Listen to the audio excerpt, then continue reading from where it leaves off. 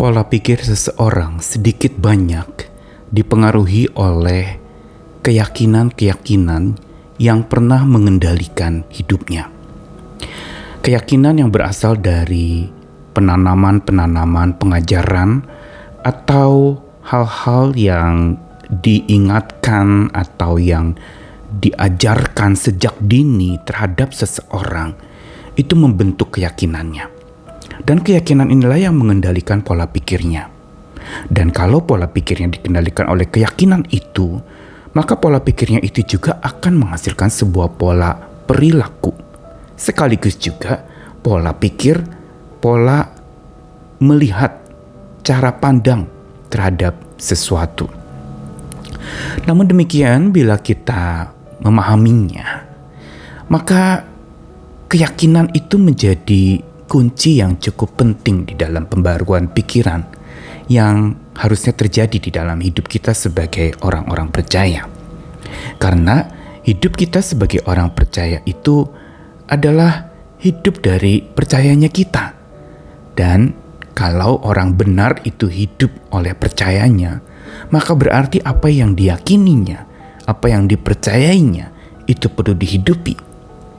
Karena dengan kita menghidupi keyakinan kita, maka kita akan dimampukan untuk menghadapi kenyataan hidup.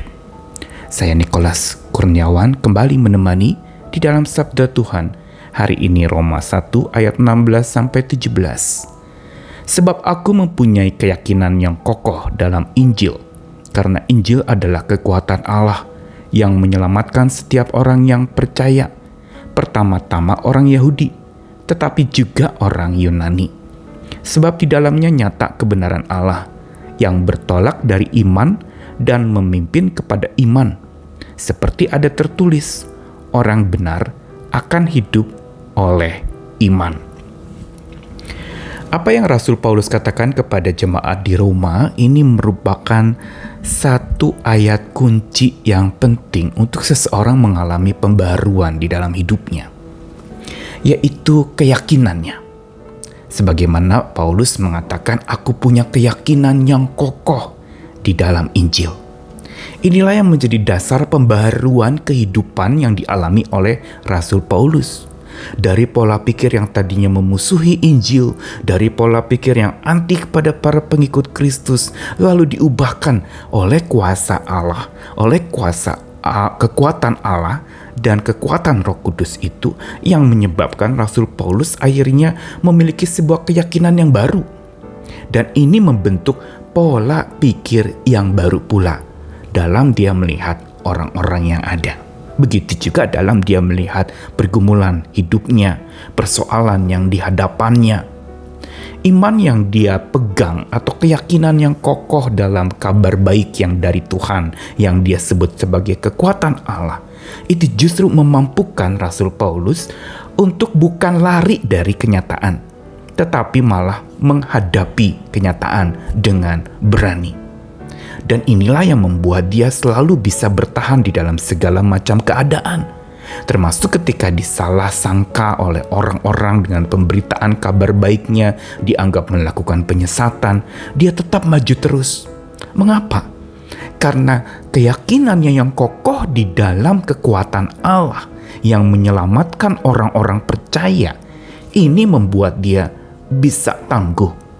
Karena dia katakan di dalam kekuatan Allah, di dalam Injil yang adalah kekuatan Allah itu nyata kebenaran Allah.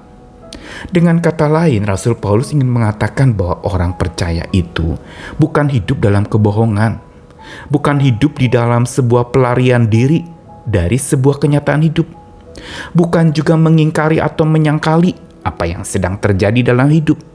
Bukan semata dan sekedar berpikir yang baik-baik sajalah, jangan pikir yang buruk.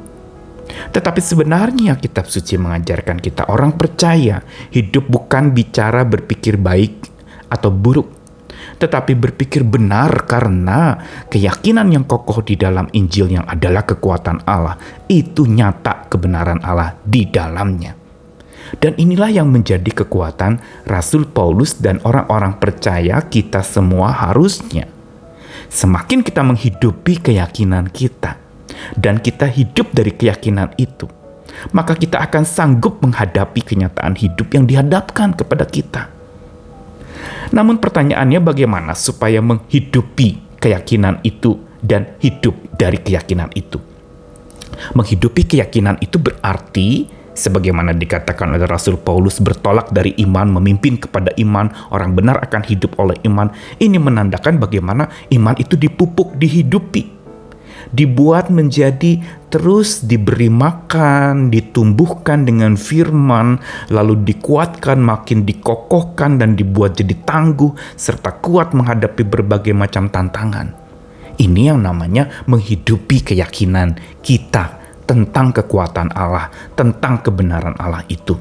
Berarti tidak ada ruang untuk kita lalu kemudian berbohong atau mendustai, mengingkari dan menyangkali kenyataan hidup yang pahit yang sebenarnya sedang kita hadapi. Lalu dikatakan juga hidup dari keyakinan. Apa bedanya menghidupi keyakinan dengan hidup dari keyakinan? Kalau dikatakan orang benar akan hidup oleh iman, berarti dia benar-benar menjadikan iman itu sebagai cara untuk supaya dia bisa hidup. Dia jadikan keyakinannya itu sebagai sumber hidup dan kekuatan untuk bertahan hidup. Bukan berarti Rasul Paulus tidak butuh makanan, minuman, kebutuhan hidup. Dia butuh, makanya dia juga bekerja. Namun ketika dia katakan orang benar akan hidup oleh iman, melampaui segala apa yang dimiliki oleh seseorang, segala kebutuhannya, ada Tuhan yang jauh lebih penting yang sebenarnya menghidupkan kita dan menghidupi kita. Inilah sebenarnya cara pandang atau pola pikir baru yang dimiliki oleh Rasul Paulus, yang harusnya kita dalam proses pembaruan pikiran kita menuju ke arah sana. Bahwa pikiran kita diyakinkan oleh sebuah kekuatan Allah yang menyelamatkan dan nyata kebenaran Allah yang memimpin kepada iman dan bertolak dari iman, sehingga kita hidup oleh keyakinan, oleh iman yang dari Tuhan. Karenanya mari kita kembali lagi menghadapi kenyataan hidup ini dengan cara apa? Menghidupi keyakinan kita, yang berarti hidup dari keyakinan itu dan memberi makan, menghidupi keyakinan itu makin hidup setiap hari. Pertanyaan penting setiap kali kita memulai hari adalah, masih yakinkah kita kepada kekuatan Tuhan? Atau kita lebih yakin akan kekuatan diri kita sendiri? Masih yakinkah kita akan kebenaran Tuhan yang memimpin dan memerdekakan kita? Atau kita menjadi ragu karena melihat begitu banyak dusta di sekitar kita atau berbagai macam kesusahan dan penderitaan di sekeliling kita? Mari bersama lagi kita hidupi keyakinan kita agar kita mampu hadapi kenyataan hidup yang ada di depan kita.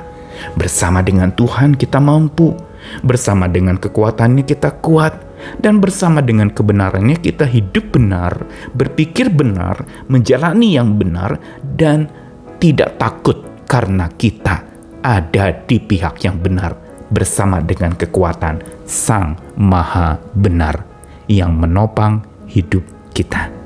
Mari melangkah lagi, mari kita gunakan pikiran yang sudah diperbaharui oleh Tuhan, yang dipenuhi oleh keyakinan kokoh di dalam kekuatan Tuhan, keyakinan kokoh di dalam kebenaran Allah yang nyata, dan keyakinan yang kokoh akan kebenaran yang memerdekakan itu.